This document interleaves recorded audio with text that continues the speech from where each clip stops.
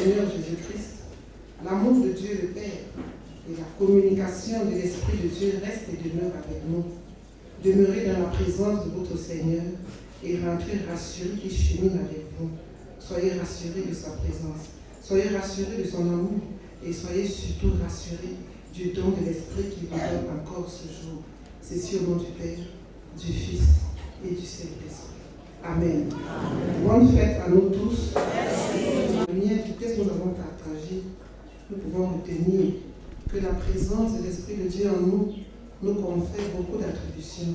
Et la première attribution qui se fait sentir, c'est l'amour, c'est l'unité, c'est le vivre ensemble, c'est la paix. Nous qui avons donc pris part à ce service spirituel, qui avons écouté ces choses, il ne nous reste plus qu'à réclamer l'Esprit de Dieu dans nos vies encore et encore, pour que nous puissions être de bénédiction pour nos prochains, pour que nous puissions dégager un parfum de bonne odeur, parce que l'Esprit de Dieu sera là à cheminer avec nous dans tout ce que nous ferons. Amen. Amen. Et que la paix de Dieu, qui surpasse toute intelligence. Je suis le pasteur Yankep Chimi Rosine Fleur, épouse Wako, de la paroisse de Kel. Et j'ai été sollicité par le responsable du district, le vice-président du district de Baneka 2, pour venir installer les anciens conseillers et diacres de la paroisse de Djogmoa. Bref, les anciens sont installés, les conseillers et diacres sont présentés. Et Dieu a bien voulu que ça tombe en ce jour de célébration de la Pentecôte. La Pentecôte, c'est quoi? Notons que c'est une fête qui a été célébrée avec le peuple juif depuis l'Ancien Testament. Ça ne commence pas avec le Nouveau Testament. Et c'est une fête que les Juifs célébraient, qu'on appelle la fête des semaines, la fête des semences. Et en même temps, quand Moïse était allé au mont, était revenu avec la loi, le peuple a célébré ce jour, appelé ça la Pentecôte. Et il savait donc qu'après que Jésus soit parti, le jour de l'ascension, comme nous venons de célébrer il y a 10 jours, il avait demandé à ses disciples de rester unis et de rester ensemble dans la chambre haute.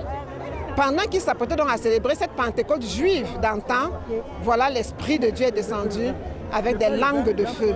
Et les disciples ont appelé ça encore le jour de la Pentecôte, la célébration de la Pentecôte. Maintenant, ce jour a eu un très grand rapport avec l'événement que nous venons de vivre, c'est-à-dire l'installation et les présentations, parce qu'en fait, que ce soit les conseillers, que ce soit les diacres ou les anciens d'église, tous sont mis en mission. Et quand Christ partait, il a mis ses disciples en mission et leur a dit, vous recevrez l'Esprit. Et avec cet esprit, il n'y a plus de peur. Quand nous regardons aux 3 textes qui ont été les nôtres, d'un côté, nous avons les dons de l'Esprit qui sont révélés, le don de la prophétie, le don de miracle. Il y a beaucoup de dons. Comme pour dire, ensemble dans la maison de Dieu, il y a diversité de dons, mais on prend toutes ces diversités pour se mettre ensemble et cheminer.